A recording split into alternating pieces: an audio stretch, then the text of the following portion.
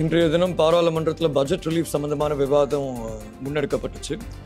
அதில் ஒரு வேடிக்கையான விஷயம் அரசாங்கத்தை பிரதித்துவப்படுத்துகிற சில மலையகத்தின் பாராளுமன்ற உறுப்பினர்கள் சொல்கிறாங்க, இல்லை இன்னைக்கு 1350 ரூபா அடிப்படை சம்பளம் போதுமானது, ஏன்னா வாழ்வாதார செலவு குறைவடைஞ்சிருக்கு. இப்போ ஒரு விஷயம் அவரும் புரிஞ்சுக்கணும், ஒரு காலத்தில் இந்த நாட்டில் முழு தேங்காய் வித்துட்டு இருந்தாங்க, இன்னைக்கு அரை தேங்காவை வித்துட்டு இருக்காங்க, ஏன்னா வாழ்வாதார செலவு அதிகரிச்சிருக்கனால. ரெண்டாவது, சம்பள நிர்ணய சபையின் ஊடாக சம்பளத்தை அதிகரிக்கிறது சம்பந்தமாக எங்களுக்கு நோக்கம் இருக்கு. ஆனால் பேச்சுவார்த்தை நடத்தி தான் அதிகரிக்கணும்னு. நான் எப்படி பேச்சுவார்த்தை நடத்தாமல் 2 தடவை சம்பள அதிகரிப்பு தந்த ஒரு விஷயம், அரசாங்கம் சம்பள அதிகரிப்பு கொடுக்கணும்னு நினைச்சா அரசாங்கம் கட்டாயம் சம்பள அதிகரிப்பு வழங்க முடியும் சம்பள நிர்ணய சபையின் ஊடாக. அது எப்படி செய்யணும்னா, சம்பள நிர்ணய சபையை தொழில் அமைச்சர் விளம்பரம் செய்து அதை கூப்பிட்ட பிற்பாடு சம்பள நிர்ணய சபைக்கு அங்கீகாரம் கிடைக்கும். அங்கீகாரம் கிடைச்ச பிற்பாடு அனைத்து தொழிற்சங்கங்களும் சரி, முதலாளிமார் சபைகளும் சரி, பெருந்தோட்ட நிறுவனங்களும் சரி, சம்பள நிர்ணய சபைக்கு 3 கலந்துரையாடலுக்கு வருவாங்க. அந்த 3 கலந்துரையாடலை பொறுத்த வரைக்கும் முதல் 2 கலந்துரையாடல்களில் அவங்களோட ஆலோசனை சம்பள நிர்ணய சபை ஏற்றுக்கணும். அதுக்கு பிற்பாடு 3வது கலந்துரையாடலில் முடிவெடுத்தாகணும். அப்படி தான் நாங்கள் 1000 ரூபா சம்பளத்தையும் வழங்கினோம் 2020, 1350 ரூபா அடிப்படை சம்பளத்தையும் வழங்கினோம் 2024. இதில் இன்னொரு விஷயமும் எல்லாம்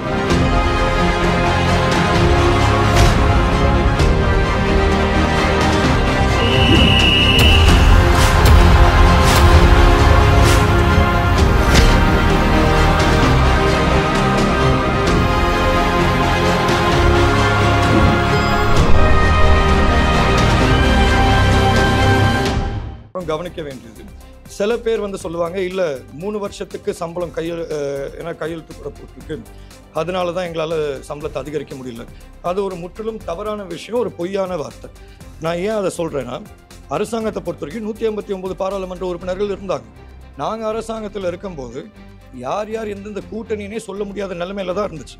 அப்படி இருக்கும்போது இப்போ இருக்க அரசாங்கம் உண்மைக்கு சம்பளத்தை அதிகரிக்கணும்னு நினைச்சா அவங்க கட்டாயம் பேச்சுவார்த்தை ஊடாக பண்ண முடியும்.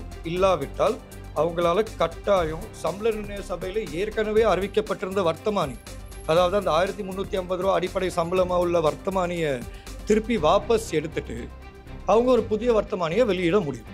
ஆனால் அரசாங்கத்தால் சம்பளத்தை நான் ஏற்கனவே சொன்ன மாதிரி 1 ரூபா கூட கூட்ட முடியல. இதான் யதார்த்தம். அதே நேரத்தில் அரசாங்கத்துக்கு சம்பளத்தை கூட்ட தெரியலன்னா பிரச்சனை இல்லை. மலையகத்தை பிரதித்துவப்படுத்துகிற பல்வேறு தொழிற்சங்கங்கள் இருக்குது. சம்பள உயர்வுகளை மட்டும் வழங்கினா ஒரே தொழிற்சங்கம் ஈத்தோக்காவும் இருக்குது. எங்களோட ஆலோசனையும் நாங்கள் வழங்க தயாராக இருக்கோம். பெருந்தோட்ட நிறுவனங்களோட அடிப்பணஞ்சு அவங்கள்ட்ட இருக்கிற துரமாரை அந்தந்த பகுதியில் வேட்பாளராக போடுறதுக்கு அரசாங்கம் தெரியுது. ஆனால் பெருந்தோட்ட நிறுவனத்தை கட்டுப்படுத்தி அழுத்தம் கொடுத்து சம்பளத்தை கூட்ட அரசாங்கத்துக்கு தெரியல. இதான் இருக்கிறதுலே வேடிக்கையான விஷயம். ஆனால் அதே சமயத்தில் சில புத்திஜீவிகள் சொல்லுவாங்க, இல்லை அரசாங்கம் இப்போ தானே வந்திருக்குன்னு சொல்லி கிட்டத்தட்ட 1 வருஷம் முடிஞ்சு போச்சு. நாங்களும் 6 மாதம் அமைதியாக இருந்தோம். காரணம் என்னன்னா, இல்லை புதிய அரசாங்கம் மக்களோட ஆணையை வென்றெடுத்து வந்திருக்கு, ஒரு புதிய அரசியல் சூழ்நிலை. அப்படி இருக்கிற பட்சத்தில் கட்டாயம் அரசாங்கத்துக்கு கொஞ்சம் கால அவகாசம் கொடுத்தாகணும். ஆனால் இன்னைக்கு மலையகத்தை பொறுத்த வரைக்கும் அரசாங்கம் நேற்று நான் கேள்விப்பட்ட செய்தியில் அறிவிச்சிருந்தாங்க, கிட்டத்தட்ட 329 மில்லியன் நிதி ஒதுக்கீடோ என்னமோ வழங்கி இருக்கு. அப்படின்னா நான் பாராளுமன்றத்தில் ஆரம்பத்தில் சொன்னது உண்மைதானே? ஒரு வீடு கிட்டத்தட்ட 2.8 மில்லியன்னா 329 மில்லியனுக்கு எத்தனை வீடு கட்ட முடியும்? அப்படின்னா நான் சொன்ன கணக்கு கரெக்ட் தானே? அப்படி இருக்கும்போது விமர்சனங்கள் இருக்கலாம், 1008 பேர் 1008 விஷயங்கள சொல்லலாம். ஆனால் யதார்த்தம் அவங்க கண் முன்னால் இருக்குது. மக்களை பொறுத்த வரைக்கும் இன்னைக்கு மலையகத்தில் குறிப்பாக மக்களும் முதன்முறையாக அரசாங்கம் 1 வருஷத்திலே அதிருப்தி அடைஞ்சிருக்காங்க. முன்னால் அட்லீஸ்ட் கொஞ்சம் தாமதமானாலும் வேலை நடந்திருக்கு. ஆனால் இன்னைக்கு இருக்கிற சூழ்நிலையில் வீடு திட்டம் நடக்கலை, சம்பள பிரச்சனையில் எந்த விதமான பேச்சுவார்த்தையும் இல்லை. காணி உரிமை வழங்குறேன்னு கண்கட்டி வித்தையை தான் காமிக்கிறாங்களே தவிர காணி உறுதி பத்திரங்கள் யாருக்கும் வழங்கப்படவில்லை. யாருக்கு வழங்கியிருக்காங்கன்னா, ஏற்கனவே வீடு கட்டினவங்களுக்கு தான் காணி உறுதி பத்திரங்கள் வழங்கியிருக்கு. அதுக்கு பேர் வீட்டுரிமை, காணி உரிமை கிடையாது. காணி உரிமை ஒரு சமூகத்துக்கு கிடைக்கிற சலுகை கிடையாது, ஒரு சமூகத்துக்கு கிடைக்கிற தீர்வு. அப்படி இருக்கும்போது இந்த பிரச்சனைகள் அனைத்தையுமே பொறுத்த வரைக்கும் ஜனாதிபதி அவர்களுக்கு நோக்கம் சரியானவனா இருக்கலாம். ஆனால் அவரோட இருக்கிற அமைச்சர்கள், குறிப்பாக மலையகத்தை பிரதித்துவப்படுத்துகிற சில பாராளுமன்ற உறுப்பினர்கள் தேர்தலுக்கு முன்னால முதல கண்ணீர் வடிச்ச சில பாராளுமன்ற உறுப்பினர்கள் இன்னைக்கு அவங்க வாயாலே வந்து சொல்லிட்டு இருக்காங்க, இல்லை ஜீவன் தொண்டமானு காங்கிரஸ் செஞ்சது தான் சரி. ஆகவே இதிலே மக்களும் தெரிஞ்சுக்கட்டும், மலையகத்துக்கு இந்த மாதிரி ஒரு பிரதித்துவம் இல்லாத அரசாங்கத்தில் அழுத்தம் கொடுத்து தான் வேலை செய்ய வேண்டிய சூழ்நிலை ஏற்படும். ஆகவே நான் அரசாங்கத்துக்கிட்ட ஒரு தாழ்மையான வேண்டுகோள், ஒரு கோரிக்கையை முன்வைக்கிறேன்.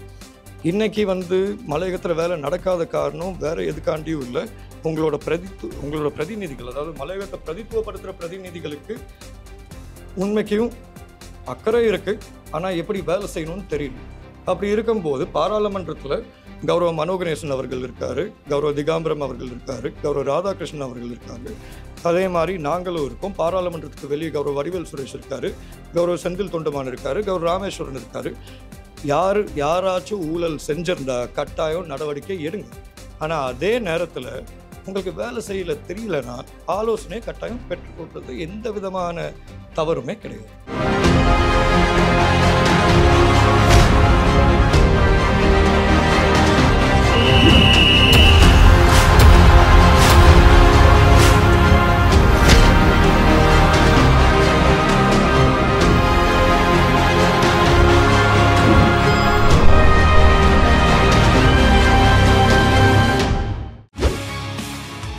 செய்திகளை உடனுக்குடன் தெரிந்து கொள்ள உடனே சப்ஸ்கிரைப் பண்ணுங்க.